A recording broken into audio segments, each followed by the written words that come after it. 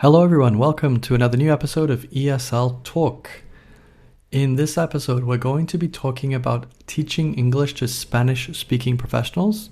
And our special guest, Charlie, is going to join us to talk all about how he does this effectively and how he's actually built a business teaching Spanish speaking professionals online. First of all, just want to say thank you for your great engagement and interaction with our episode last week, which was getting started in the ESL industry with our guest Erica. She really enjoyed being a part of it, and thank you so much for all of your feedback and comments on that episode. But today we're switching gears and we're going to find out all about Spanish speaking professionals specifically. Charlie's going to talk to us about how he helps students communicate effectively in their workplaces, strategies for breaking down language barriers, how to help learners improve pronunciation, build vocabulary, and gain confidence. This is really important for us teaching our students online as well. So whether you're a beginner or an experienced teacher, hopefully the interview will be really helpful for you and give you some insights on this huge market, because there are a lot of speakers, Spanish speakers, living in Europe and in Latin America who really need help improving their English skills. So hopefully you can learn something from this, and you might even think about teaching Spanish speaking professionals as well. So before we get into the interview, just a shout out to our sponsor, ESL-curriculum.com, which offers 600 plus interactive ESL lessons that are ready to go. Simply sign up for your 2-week free trial at ESL-curriculum.com. You can access all the courses there, whether you teach speaking, writing, kids, business English, or IELTS. You are covered with all those ready to go lessons. Just sign up and you're good to go. And if you haven't already, feel free to subscribe to us on iTunes or Spotify. You can leave us a review if you enjoy what you hear. It really helps us to grow and to continue creating new content for you every week. And also, if you'd like to be a guest on a future episode, we're always on the lookout for new guests. We have a really long list, which is great, so we can keep producing content regularly. You can just go to our website, esl-talk.com, where you can click the link at the top, be a guest. You can fill in a couple of short details, and then we can arrange a time to meet for you to talk about what it is you love in the world of ESL teaching or in education. So we'd love to hear from you. If you'd like to be a guest, feel free to let us know. And then finally, if you're not following us on Instagram yet, feel free to do so at ESL Talk Podcast. And also on YouTube, we have all of our previous episodes now available for you on YouTube, along with some other video clips and little extra bonuses for you there. So you can just find us on YouTube at ESL Talk Podcast, and you can find all our episodes there for free as well. So we're now going to bring in our guest today, Charlie, who's going to talk to us specifically on how he teaches English to Spanish-speaking professionals. So let's get started. Here we go.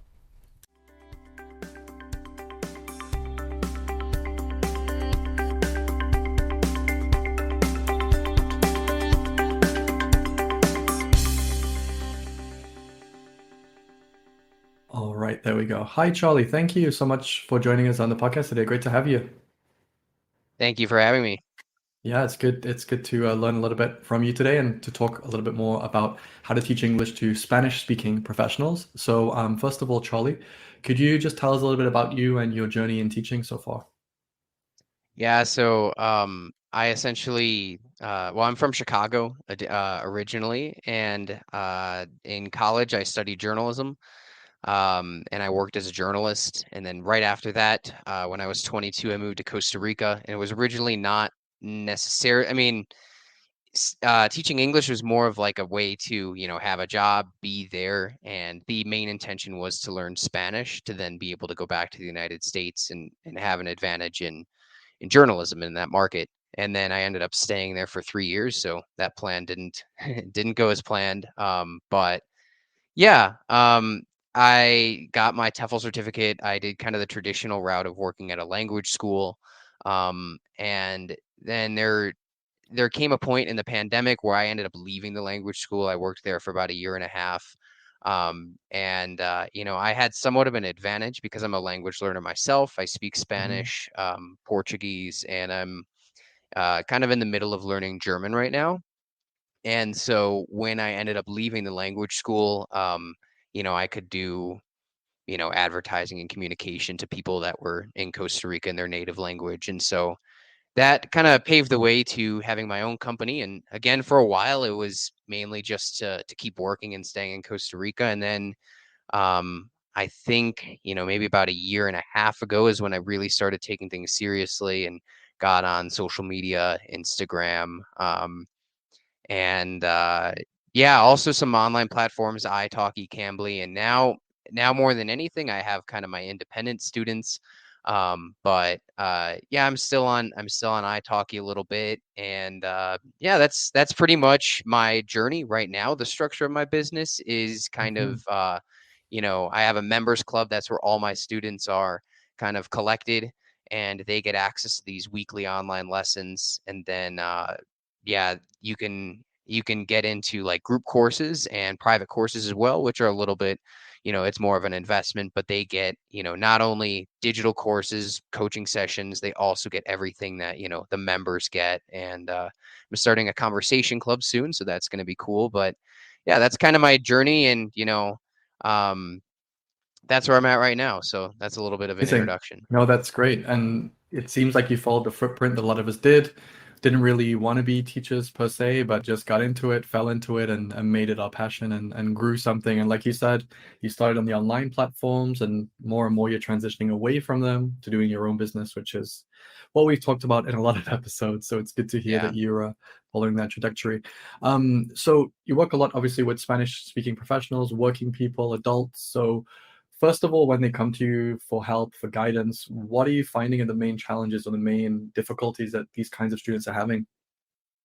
Yeah, it's interesting because in Latin America there's like different categories of language learners. I mean, most people in Latin America don't speak English really at all. And so there's some people that come and they say, "Hey, I want to learn English like from zero or from maybe step one," right? Hmm. And then there's this other category of, professionals who speak English to a certain extent, but they don't feel as comfortable in the workplace. They just want to, get from maybe a B2 to a C1 or a high level to a comfortable level or they say fluent level. And I try to push them away from that type of, Hmm. language, and tell them that they already speak fluently because most of them already do. But that's usually the case, and more than anything, it's people who work with companies and they have to speak in English and Right. they can do it, but they don't always feel, comfortable and confident about it. Yeah, no, that's a great point, and I've found that myself with people that I've worked with from Latin America. Their conversational English is great, maybe just the accuracy of certain vocabulary or pronunciation, which is what I wanted to ask you about because I find, and I'm sure you have too, Spanish speaking students, even though we can understand pretty much everything they say, they really struggle with some parts of pronunciation. Now, obviously, that's because of the sounds and the linguistic makeup of Spanish. But what are some things that you can do or that you try with students to help them with their pronunciation? Are there any specific things you like to do? Yeah, I'd say, I basically break it down into two types of methods. Like you have the macro method of, what are the sounds like in Spanish and what are the sounds like in English, comparing them, Hmm. showing them examples. So, one of the common ones I see is like, the SH and CH. People kind of Yes. get them confused. A lot of my students at first say Charlie instead of Charlie. Right. And they actually have the CH sound in Spanish. And so I just Hmm. tell them, hey, pretend you're saying chancho or chicharrón, and then they'll say, oh, okay, Charlie. And it's easy. So I think, Yes. for me, the advantage of knowing Spanish really helps with saying, hey, this pattern, it actually is pronounced like this. And then on a micro level, when it's just words, I will usually, if they mispronounce a word, I will write the word, I will write out the syllables, and then like put in bold like the stress of the word. Yes. And usually that will be enough for them. I'll repeat it, and yeah, but a lot of times, like Spanish, like some of the constructions of words are quite similar to English, but the stress of the word is very different. And they have a more consistent stress pattern. Like pronunciation in Spanish makes a lot of sense. In English, it makes almost zero sense. That's And true. so to individually show them like, hey, here the stress is on the last syllable. They're already saying, the word pretty close. We can understand it. And so, Mhm. just those short corrections, I do those too. Right. And I guess, like you said, learning Spanish and going through that process helps you kind of give them the right information and to compare the Hmm. differences in structures as well. 100%. Yeah. So the biggest issue I faced is confidence. So a lot of, my clients that I've worked with, they need to lead meetings, they need to do interviews, they have to do, back and forth with maybe clients in the States or Canada or the UK, and they really feel that they don't have the confidence to do that. So what are some tips that you might use with your students to help them feel more confident or have the confidence they need to do these different tasks? Yeah, I just simulate the situation that they have with them. Hmm. It's pretty straightforward, but to give you an example, I have a client who he works in the restaurant business and he speaks with providers. He took a Okay. handful of English classes and a lot of the teachers were like, you need to learn the grammar first, you need to learn the vocab first. And then we can like talk about what you're doing for work. And he Yes. came to me and I was like, all right, you talk to providers.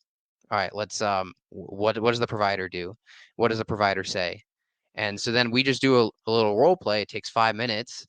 Yep. I give him some corrections, some feedback, do it again, do it again, do it again. We do it 5 times. Then tomorrow he speaks to the provider. He's like, I practiced this 5 times yesterday. Like I know how to Exactly. do it. And then my clients will usually come back to me and be like, yeah, it went better.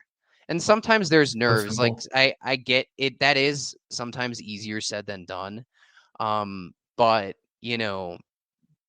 I will tell my clients like, hey, you're never going to be as prepared as you want to be for that situation. So, you know, usually after the first two or three or four meetings that they have, the nerves go a little bit away. They never fully go away, Yeah, sure. but just simulating the situation, that's like it's not even like a tip or a hack. It's just like practical, and then they can go to work and do the situation. Yeah, and like you just mentioned, other teachers don't pick up on that and don't think, oh, maybe we should just start with task-based learning, applying what you already know to the situations you need it for. It's, Uh, you can have grammar or you can have vocabulary as a component of that, but essentially, let's just practice what you need it for, and it makes perfect sense. So this is something that I think a lot of teachers need to do when they first start to meet learners is what do they need it for and how can they start to apply it and to improve those skills and confidence as well.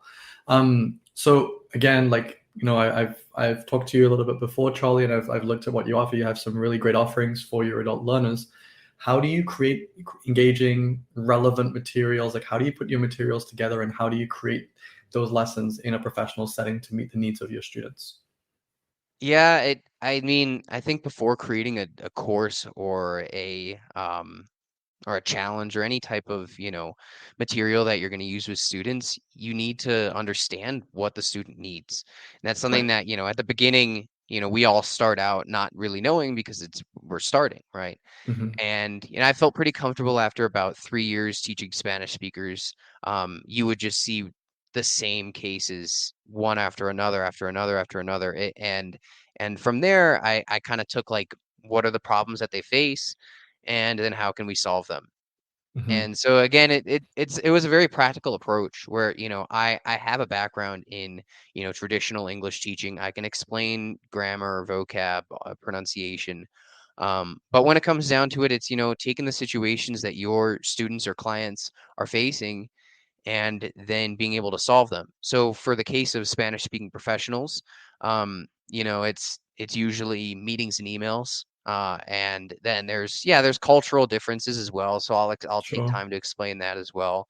And then at the end of the program that I have, I have an option if they want to do, resume review and job interview practice as well. So it ends up being a pretty short, like, 3 months, 3 to 4 months maybe. Right. Um, but if they end up learning a ton because it's more related to what they do. And so I find that if I do that, I combine like a that in like a digital course with the one-on-one coaching sessions where we do the personalized training. And that you don't really have to engage people like professionals that are trying to get better at their job, and you're simulating their situations. I don't find myself trying to like make my students speak. Like they usually want to practice that situation so they can feel more comfortable. So I Yes. found that, just keeping it simple and relevant to the students' needs is the best idea, and then practicing their situations. Yeah, great advice, and I like that way that you've approached it of here's the digital stuff that you have that I can help you with. Here's the one-to-one to help you personally, and then you can put all that together in a great little kind of Took a package that while you to guys get want. there. Yeah, but it's Yeah. a great Mm, approach, and I like the way thank again, you. what is it that you need? How can I help you, and how can I apply it to what you need specifically? So, you talked a little bit about your course and your programs, which again I've mentioned are really effective and look like they're really useful. How do you use technology, or how do you incorporate technology into? Is there anything specific that you think this technology or this tool works well for Spanish speakers, or is it just a general way that you look at it? Um, I think, yeah, I don't know if I have anything specific, but there are a handful of methods that I personally use. So my members club is on like my website, and it's a Hmm. new class each week. And so often it's really nice. Originally I created the club more for people like to take a new class each week, but more and more I'm seeing like, I can use it with my one-on-one clients. So let's Yes. say, we're studying, emails, and I've got a client who's not asking questions in the correct way. I can say, hey, like after class, check out this module in the members club. We look at Perfect. questions, do those exercises. And so that's kind of like, it's not necessarily I mean, it is a platform, but it's my platform. And I use that. And then the other thing I like to do is I have a private course that's a fluency accelerator course. That's what it's called. And in the first class, what I like to do with the client or the student is, take the hobbies and habits that they have in their native language and replicate them into English. And replicate is the important part, not replace, because that's not sustainable. They're always going to consume content in Yes. their native language. And so, you know, we do a guided search. I have a document, like an Excel sheet that we go through, a guided search of, where are they spending time on social media, what type of content are they consuming? All right, and then we're gonna look at how we can do that in English. And so, Mhm. that for me has proven very effective. And I used to just give students the tip, hey, like do things in English that you're doing in your native language. And they're like, oh yeah, that's pretty simple. But now that I go through it with students, they understand it a lot more. And Right. so, one example, I'm learning German right now. I've applied this method to my German listening, where I wanted to listen to a podcast. I like podcasts. And I was a journalist. I used to be a journalist. And so I like news podcasts, and I searched, German news podcasts, and you'll see a lot of results. There's a ton of podcasts.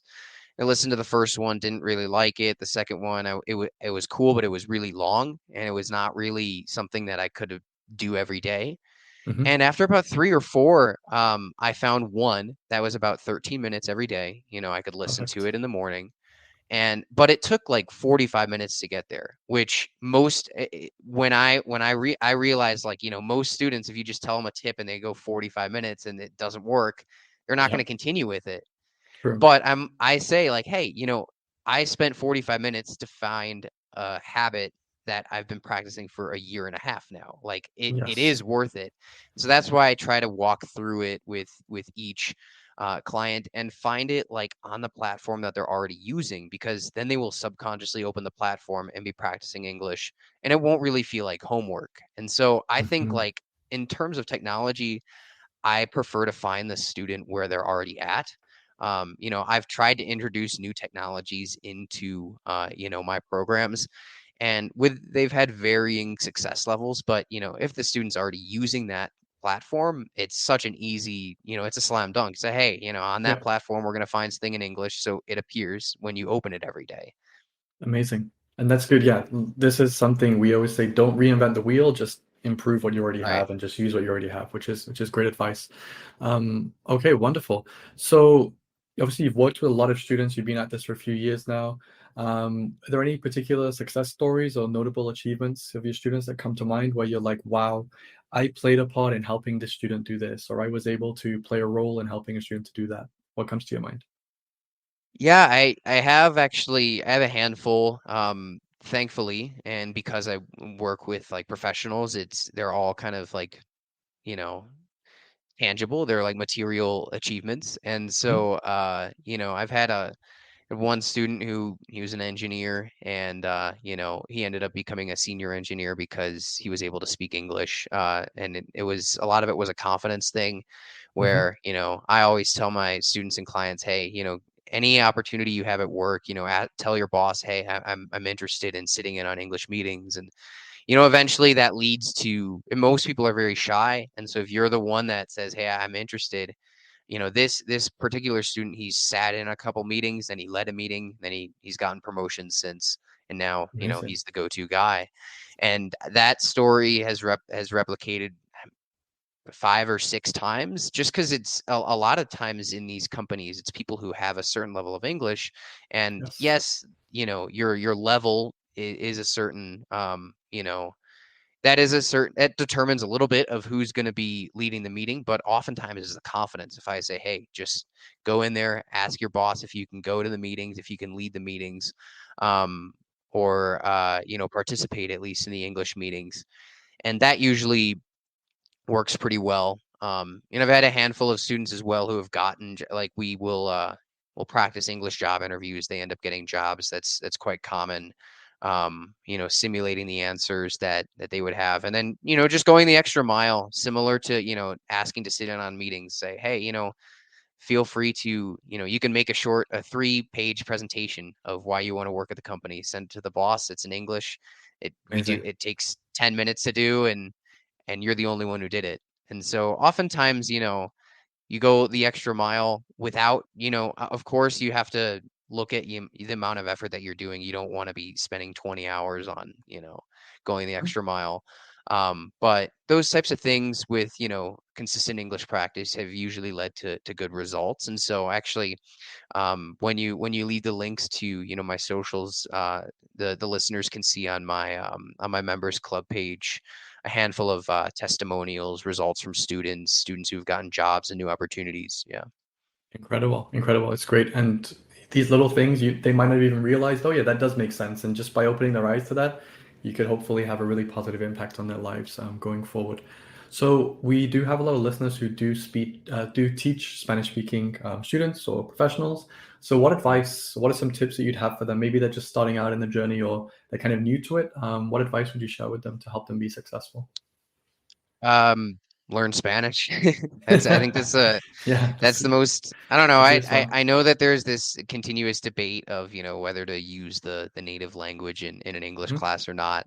But Spanish is such a big, it's an enormous language. So many learners speak the language, and just from a Mhm. marketing side, I mean, even the Yeah. ones that speak English, they come to me in Spanish first. And Yes. so, that's one of the languages where, you really should learn it if you're going to teach Spanish speakers. And especially, like, if you're teaching them more refined things.